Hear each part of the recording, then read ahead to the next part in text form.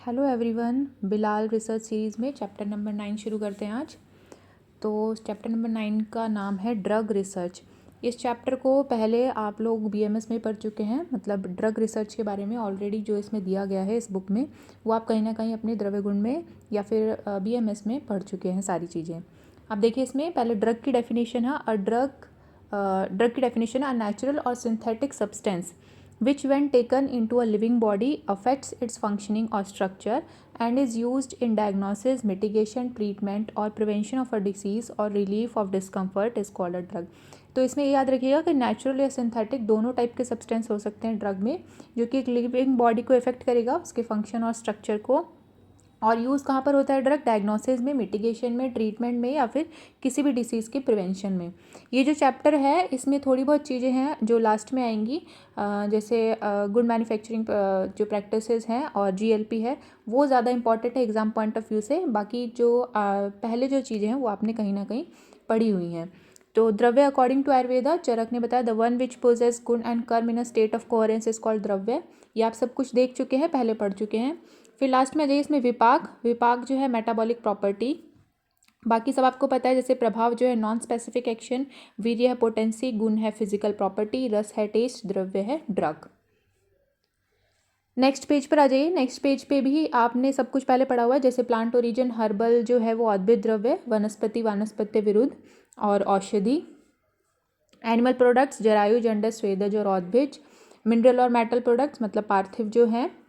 फिर methods of drug identification, जो methods classical methods थे ड्रग आइडेंटिफिकेशन के, वो भी आप लोग पहले पढ़ चुके हैं कहीं ना कहीं, जैसे नाम रूप ज्ञानम, पंचभौतिक परीक्षा करके, भेषज अवस्थान्तर परीक्षा करके। चक्रपाणी ने 2 मेथड बताए थे, जैसे फार्मेकोग्नोसी ऑफ ड्रग यानी मैक्रोस्कोपिक एग्जामिनेशन और फार्मेकोलॉजी ऑफ ड्रग यानी केमिकल एनालिसिस। तो नाम रूप ज्ञान के बारे में, इन सब के बारे में आप लोगों को सब कुछ पता है, जैसे आमलकी का धात्री, गुडुचि का अमृता मंडली रसायनी है, मतलब अमृतवली कुंडली, तंत्रिका मंडली। These suggest that guduchi is a rope like perennial climber ascending on the host in a circular way. मतलब जो उनका नाम है वो कहीं ना कहीं उस चीज़ से जुड़ा हुआ है या फिर उसकी कोई प्रॉपर्टी को बताता है। तो इतना ही है इसमें। पंचभौतिक परीक्षा करके, जैसे कट कट साउंड जो है वो पार्थिव द्रव्य की है। तो ये वाली चीज़ें हैं, ये एग्ज़ाम के लिए इतनी इंपॉर्टेंट नहीं है, कॉम्पिटिटिव एग्ज़ाम के लिए, इसलिए आप इसको छोड़ भी सकते हैं या फिर एक रीडिंग लगा लीजिएगा। फिर आ जाइए आप पेज नंबर 146 में, ये भी हम पहले पढ़ चुके हैं, प्रत्यक्षम ही अल्पम। जैसे ऑर्गेनोलैप्टिक एग्जामिनेशन बोलते हैं प्रत्यक्ष प्रमाण को, टेक्सचुअल रेफरेंस है आगम प्रमाण, लॉजिकल एग्जामिनेशन है अनुमान प्रमाण और कॉम्पेरेटिव एग्जामिनेशन है युक्ति प्रमाण। ये भी हम पहले पीछे पढ़कर आ चुके हैं सारी चीज़ें। फिर drug testing protocol according to Acharya Charaka, जैसे नेचुरल कैरेक्टर देखेंगे ड्रग का, बोटानिकल या केमिकल, फार्मेकोलॉजिकल प्रॉपर्टीज देखेंगे, non specific pharmacological action, habitat और इकोलॉजी, जैसे ऊपर श्लोक में दिखा है तस्यापीयम परीक्षा इदमेवं प्रकृति देखेंगे, गुण देखेंगे, प्रभाव देखेंगे, देश देखेंगे, जाति देखेंगे। तो जो श्लोक में लिखा है उसी का हमने इधर जो है ट्रांसलेशन दिया हुआ है। Modern methods of drug identification, इसमें 2 मेथड्स हैं, फार्मेकोग्नोसी जिसमें मैक्रोस्कोपी ऑफ ड्रग आता है और एक माइक्रोस्कोपी आता है।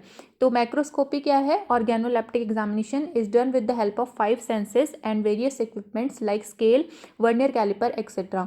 मतलब आप जब इंद्रियों का यूज़ करके और वेरियस इक्विपमेंट्स का यूज़ करके जब आप किसी का एग्जामिनेशन करते हैं, किसी भी ड्रग का, जिसमें आपको कोई स्केल यूज़ हो रहा हो या वर्नियर कैलिपर वगैरह यूज़ हो रहे हो, तो उसको बोलेंगे माइक्रोस्कोपी या फिर ऑर्गेनोलैप्टिक एग्जामिनेशन।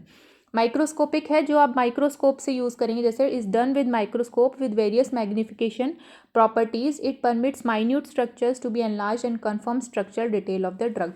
मतलब अगर आपको डिटेल जाननी है, स्ट्रक्चरल डिटेल ऑफ ड्रग, तो आप उसका करेंगे माइक्रोस्कोपिक एग्जामिनेशन जिसमें माइक्रोस्कोप यूज़ होगा। Quantitative microscopy and linear measurement help in studying stomatal number and index Palisade ratio यानी leaf constant, size of scratch grains, length of fiber etc. तो quantitative microscopy मतलब जिसमें आप माइक्रोस्कोप यूज़ करें लेकिन उसमें क्वांटिटी निकाल के लेकर आएंगे। तो जैसे आप स्टोमेटल नंबर निकाल के लेकर आएंगे या फिर साइज देखेंगे स्टार्च ग्रेन्स का कितना है या फिर फाइबर की लेंथ कितनी है, तो ये सारी हमारी होती है क्वांटिटेटिव माइक्रोस्कोपी। फिर आ जाइए नीचे, केमिकल एग्जामिनेशन है 3rd पॉइंट, इसमें सबसे लास्ट है Halphen's test for cotton seed oil etcetera. तो केमिकल एग्जामिनेशन मतलब हाल्फेन टेस्ट कोई टेस्ट होता है जो कॉटन सीड ऑयल के लिए अपन यूज़ करेंगे। तो ये नाम याद रखिएगा, वैसे इतना इंपॉर्टेंट नहीं है। फिर आ जाइए फाइटोकेमिकल स्क्रीनिंग, 8th पॉइंट जो 148 पेज नंबर पर है। Phytochemical screening, it is essential for qualitative and quantitative evaluation as well as physiological and therapeutic evaluation of drug.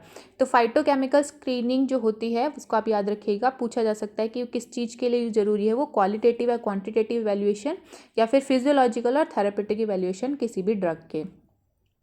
इसके बाद आता है हमारा quality control and standardization expect. इसमें pharmacopoeial standard and parameter as set by Ayurvedic pharmacopoeia of India, उसके बारे में बता रखा है। सबसे पहले एपीआई के बारे में देखेंगे। The Ayurvedic pharmacopoeia of India is a legal document of standard of quality of Ayurvedic drugs and substances included देयरइन।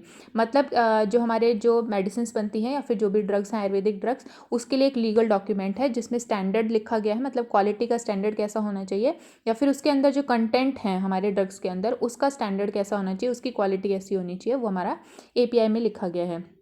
और किसके अंडर लिखा गया? Under drug and cosmetic act 1940। The API contains monograph of single drug of plant origin. Monograph मिलेंगे आपको API में single drug के। फिर next paragraph पर आ जाइए। It also prescribes about total ash value, मतलब एपीआई में और क्या चीज़ मिलेगी? टोटल ऐश वैल्यू मिलेगी, acid insoluble ash, alcohol soluble extractive, water soluble extractive, chromatographic pattern of TLC. All this work was carried out in pharmacopoeial laboratory of Indian medicine. मतलब ये जो सारी हमारा जो रिसर्च हुई थी एपीआई को लिखने से पहले, मतलब एपीआई से पहले तभी उसमें लिखा गया था। तो उसमें क्या है, हमारा जो सारा वर्क हुआ था वो हुआ था हमारा pharmacopoeial laboratory of Indian medicine में, PLIM। तो इसका जो है शॉर्ट फॉर्म याद रखिएगा, PLIM जो है हमारा pharmacopoeial laboratory of Indian medicine है।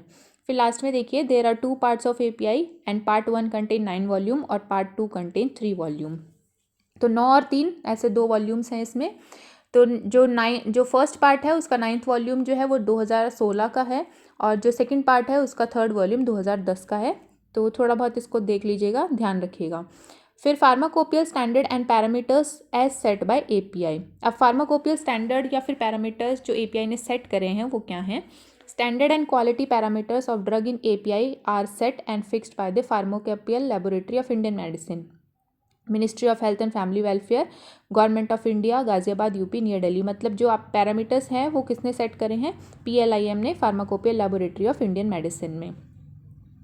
अब देखिए pharmacopoeial standards for ASU drug. Number 1, pharmacognostical parameters, physicochemical studies on drugs of ASU to assess the purity of raw drug और कंपाउंड फॉर्मुलेशन। ये चीज़ें नहीं पूछी जाएंगी। जैसे फार्माकोग्नोस्टिकल स्टडी में क्या होता है, इधर नीचे इट इंक्लूड्स माइक्रोस्कोपिक, जैसे plant histology and macroscopic morphological characters as distinguishing character of plant for authentication identification purpose for pharmacopoeial standardisation.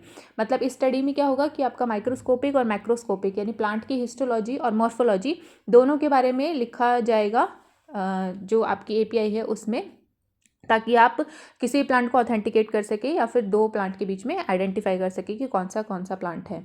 फिर इसमें लिखिए, in PLIM important phytochemical reference standard PRS and botanical reference standard repository is maintained in museum for supply to identifying quality control laboratories. PLIM has developed about 258 drug standard of quality, purity and strength for Ayurvedic drugs. तो इसका याद रखिएगा, 258 drugs के बारे में जो है PLIM ने बताया है उनके जो 258 ड्रग्स की क्वालिटी, प्योरिटी और स्ट्रेंथ के बारे में। अब है फिजिकोकेमिकल स्टैंडर्ड। फिजिकोकेमिकल स्टैंडर्ड में क्या लिखेंगे, जैसे water soluble extractive, alcohol soluble extractive, total ash value कितनी है उस ड्रग की, या फिर thin layer chromatography, gas chromatography, ये सारी चीज़ें आपकी उसमें आ जाएगी। फिर पैरामीटर्स ऑफ स्टैंडर्डाइजेशन, अगर आप किसी ड्रग को स्टैंडर्डाइज कर रहे हैं तो उसमें क्या पैरामीटर्स हैं, जैसे टाइटल लिखेंगे, नेम ऑफ ड्रग लिखेंगे जैसे संस्कृत में या फिर आयुर्वेदिक क्लासिक्स में जो मेंशन्ड है, इंट्रोडक्शन लिखेंगे कि कौन सा पार्ट है, साइंटिफिक नेम लिखेंगे, सिनोनिम्स लिखेंगे। जैसे हमने द्रव्य गुण की बुक पढ़ी है उसमें इसी टाइप से हर ड्रग के बारे में लिखा गया है, तो वैसा ही कुछ है, जैसे सिनोनिम्स लिख देंगे। फिर जो आप कोई ड्रग पढ़ते हैं तो उसके बारे में ये सारी चीज़ें लिखी होती हैं, आपने कभी ध्यान दिया हो तो, कि टाइटल लिखा होता है पहले उसका, फिर नेम ऑफ ड्रग लिखा होता है संस्कृत में, फिर उसका इंग्लिश नेम भी लिखा होता है, इंट्रोडक्शन भी लिखा होता है, सिनोनिम्स लिखे होते हैं, या फिर आम भाषा में उसे क्या बोला जाता है, रीजनल लैंग्वेज में उसे क्या बोला जाता है वो लिखा जाता है। ऑर्डर एंड टेस्ट कैसा होगा उसका, mesh number, weight and measures कितने होंगे, आइडेंटिटी, प्योरिटी एंड स्ट्रेंथ और फिजिकोकेमिकल पैरामीटर्स क्या होगा, तो ये सारी जो हमारी द्रव्य गुण की बुक्स भी आती हैं जिसमें ड्रग के बारे में दिया गया है, सिंगल ड्रग के बारे में जो बताया जाता है, तो ये सारे पैरामीटर्स उसमें भी होते हैं लगभग। कुछ नहीं होते, जैसे वेट एंड मेजर्स या फिर मैश नंबर्स नहीं होता, लेकिन बाकी सारे जो होते हैं उसमें मेंशन होते हैं। All the statements appearing under description of definition, part and source of plant and identification, purity and strength constitute standard. मतलब जितना भी डिस्क्रिप्शन होगा जिसमें डेफिनेशन होगा या फिर पार्ट होगा कि कौन सा पार्ट यूज़ करना है, या फिर सोर्स ऑफ प्लांट होगा जिसमें आइडेंटिफिकेशन, प्योरिटी और स्ट्रेंथ होगा, उसको हम बोलेंगे स्टैंडर्ड। अब देखिए WHO guidelines for standardization of herbal preparation. इसमें देखिए पर्पस ऑफ गाइडलाइंस क्या है इसमें, to promote the proper use of and development of traditional and herbal medicine, proper use हो हमारी मेडिसिन का, harmonize the use of certain accepted and important terms in traditional and herbal medicine, summarize key issue for developing methodologies for research evaluation. ये आप खुद पढ़ लीजिएगा, ये इतना इंपॉर्टेंट नहीं है, एग्जाम पॉइंट ऑफ व्यू से इतना इंपॉर्टेंट नहीं है। अब इधर देख लेते हैं guidelines for standardization of herbal drugs. अब हर्बल ड्रग के स्टैंडर्डाइजेशन के लिए जो गाइडलाइंस है वो क्या है। Standardization of drug means confirmation of its identity and determination of its quality and purity. तो एक चीज़ याद रखिएगा कि स्टैंडर्डाइजेशन ऑफ ड्रग का मतलब होता है कि उसके एक तो आइडेंटिटी कन्फर्म करनी कि हाँ ये पौधा ये है, या फिर हाँ ये प्लांट ये ही है। फिर उसकी determination of its quality and purity, कि वो प्योरिटी या फिर क्वालिटी उसकी कैसी होगी। तो standardization is a code of conduct in order to ensure the consistent efficacy that manufacturer should use to ensure batch to batch consistency of their product.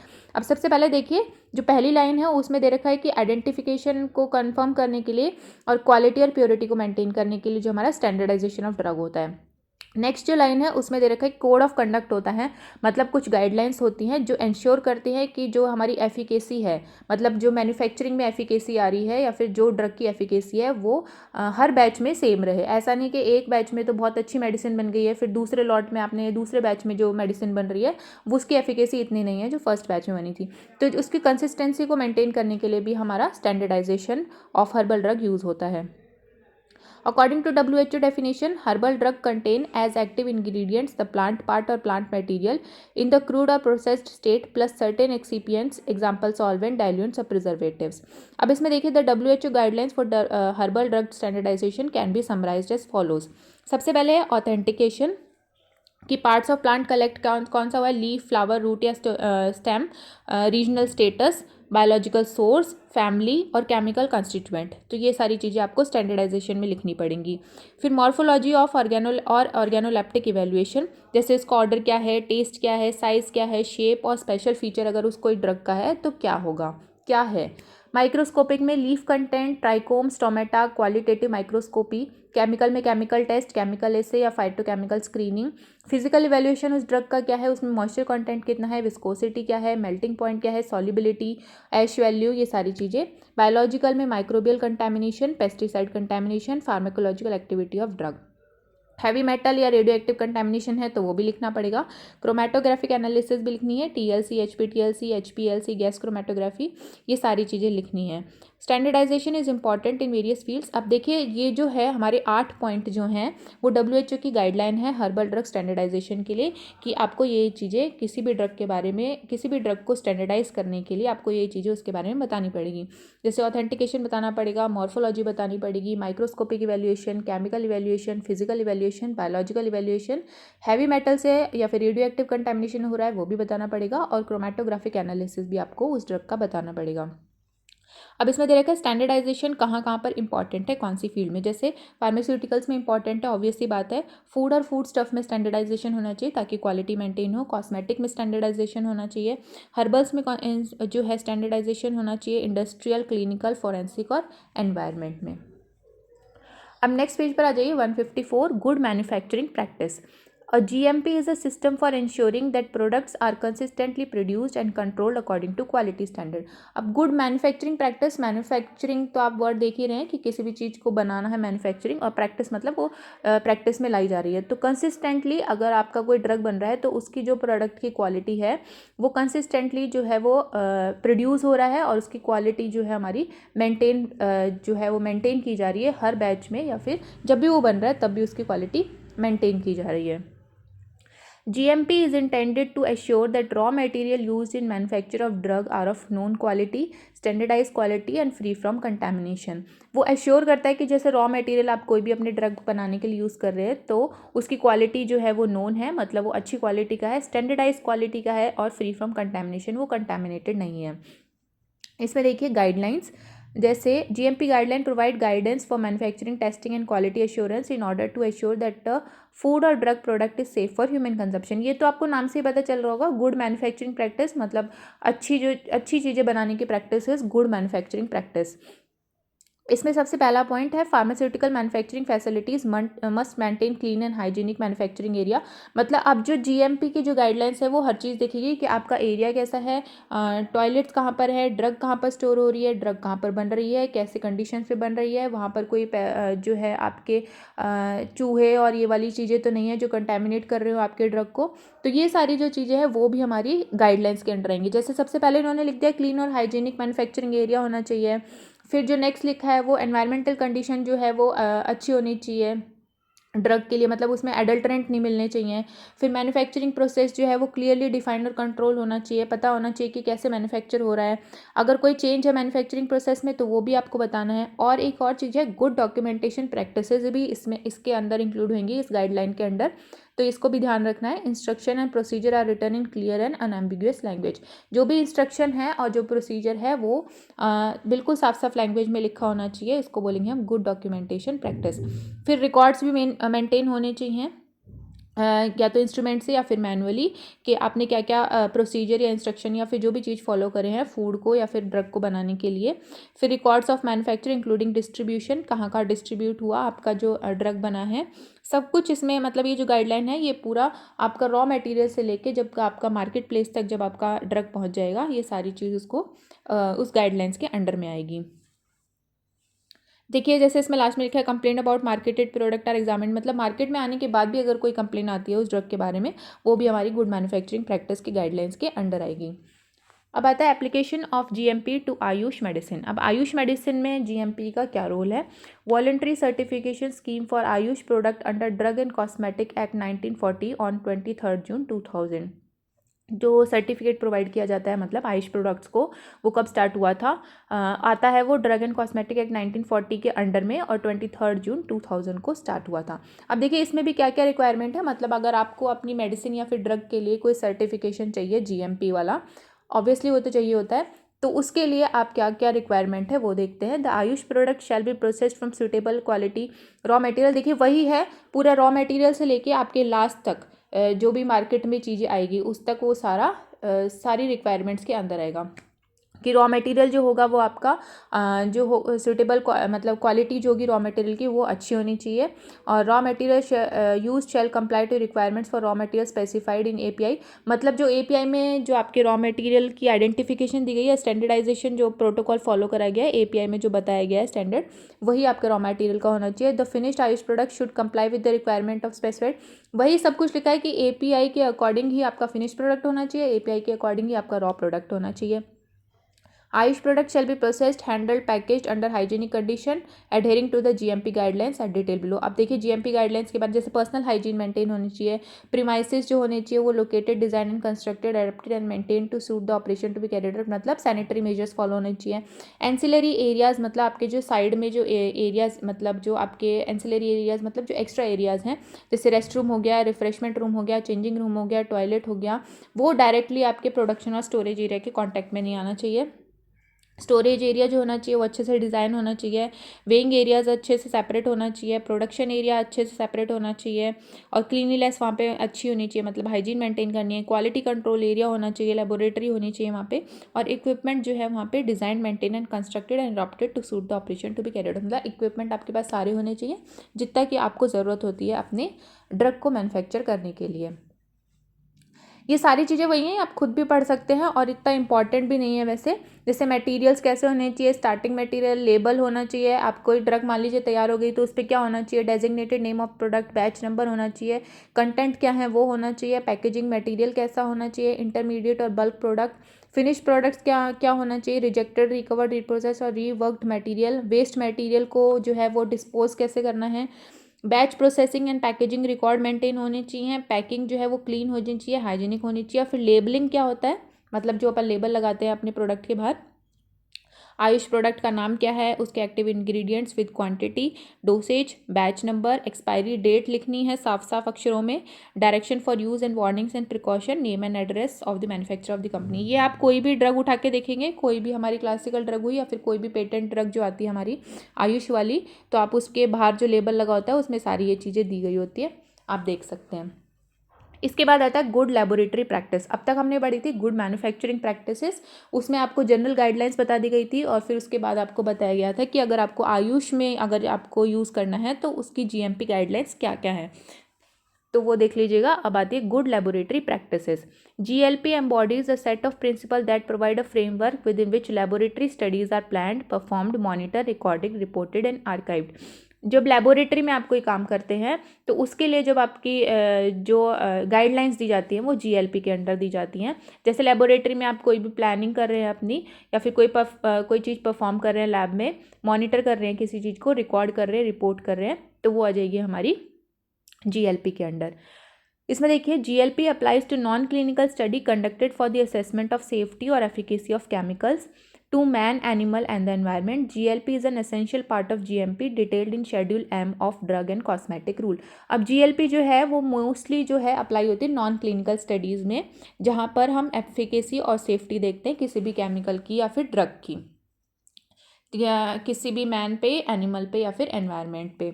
और GLP जो है हमारा GMP के अंडर ही आता है, schedule M of drug and cosmetic rule. तो schedule M याद रखिएगा आप इसका, GLP का। GLP के प्रिंसिपल्स क्या हैं? Test facility organization and personnel, quality assurance program. Facilities कैसी हैं? अपरेटस, मटेरियल और रिएजेंट कैसा है, टेस्ट सिस्टम कैसा है, टेस्ट एंड रेफरेंस आइटम कैसे हैं, स्टैंडर्ड ऑपरेटिंग प्रोसीजर्स SOPs कैसे हैं, परफॉर्मेंस क्या है स्टडी की, रिपोर्टिंग कैसे हो रही है, या फिर reporting of study result, storage and retention of record and material. अब इन्हीं के बारे में अलग अलग दे रखा है, जैसे test facility organization and personnel.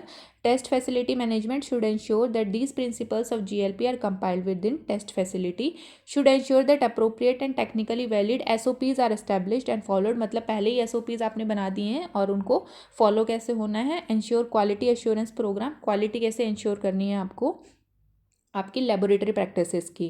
Quality assurance program में देखिए, quality assurance personnel should conduct inspection which can be of 3 type, study based, facility based और प्रोसेस बेस्ड। मतलब आप जो क्वालिटी एश्योरेंस पर्सनल होंगे, क्वालिटी एश्योरेंस जो कमेटी होगी वो इंस्पेक्शन कंडक्ट कर सकती है और उसका रिकॉर्ड भी रखना होता है जो भी वो इंस्पेक्शन कंडक्ट कर रही है।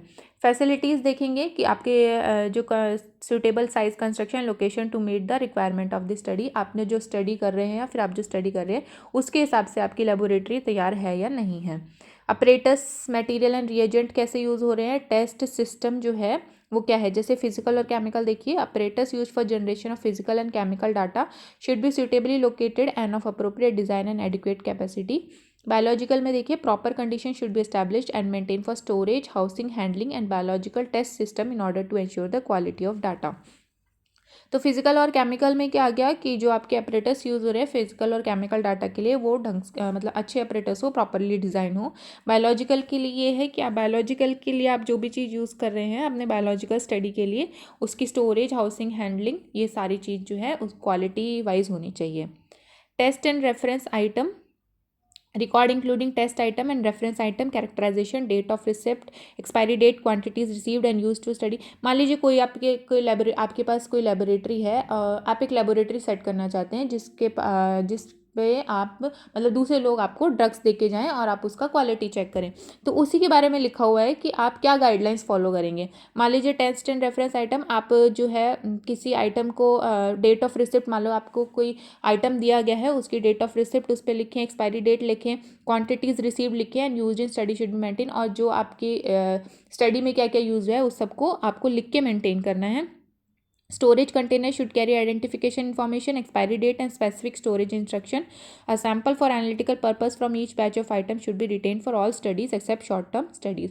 हर मान लीजिए आपके पास कोई सैंपल आया तो हर सैंपल का आपको मतलब हर सैंपल में से थोड़ा बहुत पार्ट आपको बचा के रखना है ताकि वो फर्दर भी फ्यूचर में किसी चीज़ के काम आ सके। तो ये था हमारा जीएलपी। मतलब अगर आप कोई लेबोरेटरी सेटअप कर रहे हैं तो उसके लिए आपको क्या प्रिंसिपल्स चाहिए, मतलब क्या गाइडलाइंस चाहिए, वो जीएलपी के अंडर आती है। और जीएलपी किसके अंडर आता है? Schedule M of drug and cosmetic rule. Standard operating system और test facility should have written SOP approved by test facility management. मतलब आप क्या ऑपरेटिंग सिस्टम यूज़ कर रहे हैं वो सारा आपका रिटर्न होना चाहिए कि पहले आप क्या करेंगे, फिर दूसरे सेकंड स्टेप क्या करेंगे, थर्ड स्टेप क्या करेंगे, ये सारा। ठीक है। Usually these SOPs have been evaluated and published by the regulatory agency involve, example EPA मतलब यूरोपियन वाला, और FDA etcetera. These agency may not accept analytical data obtained by any other procedure for particular analytes. मतलब आपके SOPs में जो data, SOPs में जो procedure लिखे हैं उसी प्रोसीजर के तहत अगर आप चलते हैं तो ही जो रेगुलेटरी अथॉरिटी होती है वो आपके जो डाटा को है मानती है। Performance of the study. A written plan should exist prior to the initiation of the study. The study plan should be approved by the study director and verified for GLP compliance by quality assurance personnel. अब contents of study plan क्या होते हैं? Identification of the study, the test item, reference item, information concerning the sponsor and test facility, dates, test method, reference to OECD हम आगे पढ़ेंगे. Issues है justification for selection of test system, method of administration and justification, dose level, duration और record. मतलब जो भी आपका study plan होगा, जैसे परफॉर्मेंस ऑफ स्टडी में एक तो रिटन प्लान होगा और उसके बाद कंटेंट्स ऑफ स्टडी प्लान, मतलब आपके स्टडी प्लान में क्या क्या कंटेंट होंगे। सबसे पहले क्या आपको किस चीज़ के ऊपर स्टडी करनी है, फिर क्या आपके पास टेस्ट आइटम या फिर रेफरेंस आइटम आपको दिया गया है। उसके बाद इन्फॉर्मेशन पूरा गेन करेंगे, टेस्ट फैसिलिटी क्या है आपके पास, टेस्ट मेथड कौन से यूज़ करने हैं, उसका रिकॉर्ड बनाना, ये सारी चीज़ आती है हमारी परफॉर्मेंस ऑफ द स्टडी पे। Conduct of the study. All data generated during the conduct of study be recorded directly, promptly, accurately and legibly by the individual entering the data. These entries should be signed and dated. Reporting of study result. A final report should be prepared for each study. मतलब आप कोई भी study कर रहे हैं, आपने अपनी laboratory में कोई भी स्टडी करी है, उसके बाद जो भी आपका रिजल्ट आया उसको फाइनल रिपोर्ट उसकी तैयार करना। कंटेंट्स क्या होते हैं फाइनल रिपोर्ट में? Identification of the study, information, date, statement, description of material, test method, result और storage. Storage and retention of record. मतलब आपके पास जो है रिकॉर्ड जो है वो स्टोर होना चाहिए. Study plan, raw data, sample of test, reference item, specimens and the final report of the study. मतलब आपको जो आपने जो भी स्टडी करी है उसको कुछ टाइम के लिए आपको रखना पड़ता है ताकि वो आगे भी मतलब फ्यूचर में रिकॉर्ड के लिए आपके काम आ सके। इसके बाद है मैथड्स ऑफ ड्रग रिसर्च इन आयुर्वेदा. तो इसमें यही था जीएलपी में, जीएमपी में तो मैन्युफैक्चरिंग आ जाता है और जीएलपी में आता है कि आप किसी चीज़ को अगर टेस्ट कर रहे हैं तो वो कैसे होगा। ठीक है, वो आता है हमारा पूरा जीएलपी में। जीएलपी में देखिए फर्स्ट जो आपको मैंने बताया था, फर्स्ट 2 लाइनें थी, उसके बाद दी स्टडीज़ आर अंडरटेकन 57 पे, the studies are undertaken to generate data by which hazards and risk to user, consumer and third parties including the environment can be assessed. For pharmaceuticals only pre clinical study, agrochemical, cosmetics, novel food and biocides. मतलब कोई भी चीज़ अगर market में आ रही है उससे पहले, मतलब प्री क्लिनिकल फेज में मार्केट में आने से भी पहले या फिर क्लिनिकल ट्रायल होने से भी पहले वो जीएलपी गाइडलाइंस को फॉलो करना चाहिए। मतलब उस जो लेबोरेटरी में है उसका अच्छे से टेस्ट हो जाना चाहिए और जीएलपी गाइडलाइंस के अकॉर्डिंग पूरा टेस्टिंग होके ही वो आगे क्लिनिकल फेज में वो ड्रग जा सकता है। तो ये होता है हमारा जीएलपी, गुड लेबोरेटरी प्रैक्टिसेस। इसके बाद मेथड ऑफ ड्रग रिसर्च इन आयुर्वेदा. तो ड्रग रिसर्च इन आयुर्वेदा के मेथड ये मैंने पीछे भी अभी इससे पहले भी आया था, natural character, pharmacological properties, non specific pharmacologic action, ये सारा वही है। इसके बाद आता है आपका protocol for finish product standardization. ये हम लोग बहुत पहले से ही बीएमएस में पढ़ चुके हैं कि स्वरस में क्या देखते हैं और कल्क में क्या देखते हैं, क्वाथ में क्या देखते हैं. ठीक है, अवलेप आग कल्पना में क्या देखते हैं, तेल में क्या देखते हैं. मॉडर्न में तो सब आप देख लीजिएगा, रिफ्रैक्टिव इंडेक्स, मॉइस्चर और ये वाली चीज़ें हैं. आशा वरिष्ठ में क्या देखते हैं, जैसे no fermentation, noise, lightning of match stick या पंचभौतिक, ये आपको पता है कि जो मैच स्टिक है वो लाइट जल जाएगी या फिर फर्मेंटेशन की कुछ नॉइज़ बंद हो जाएगी उसकी. भस्म कल्पना में देखते हैं जैसे रेखापुरत्वम, निश्चंद्रिका, वारितर, ये सारी चीज़ें, निर्धूम, निस्वादु और अपुनर्भव. तो ये वाली चीज़ें हम आयुर्वेद में अब तक जो है वो पढ़ते ही आए हैं. बाकी जो मॉडर्न जो है इसका, जैसे जो मॉडर्न आपने इसके नीचे लिखे हुए हैं, हर किसी के आगे दिया हुआ है कि कैसे आप जो है प्रोटोकॉल फिनिश प्रोडक्ट के स्टैंडर्डाइजेशन का कैसे करेंगे, तो वो इतना इंपॉर्टेंट नहीं है. एग्जाम पॉइंट ऑफ व्यू से भी वो इतना इंपॉर्टेंट नहीं है. तो इस चैप्टर में सबसे पहले हमने देखा कि ड्रग का जो स्टैंडर्डाइजेशन है वो कैसे करेंगे, एपीआई के बारे में पढ़ा, उसके बाद जीएमपी के बारे में पढ़ा और जीएलपी के बारे में पढ़ा था. ठीक है, तो ये चीज़ें आप एक बार देख लीजिएगा अच्छे से. बाकी इसमें इतना इम्पॉर्टेंट कुछ भी नहीं है। नेक्स्ट चैप्टर जो है सेफ्टी एस्पेक्ट्स, वो बहुत इम्पॉर्टेंट है, वो हम नेक्स्ट क्लास में पढ़ेंगे। आज के लिए इतना ही। Thank you.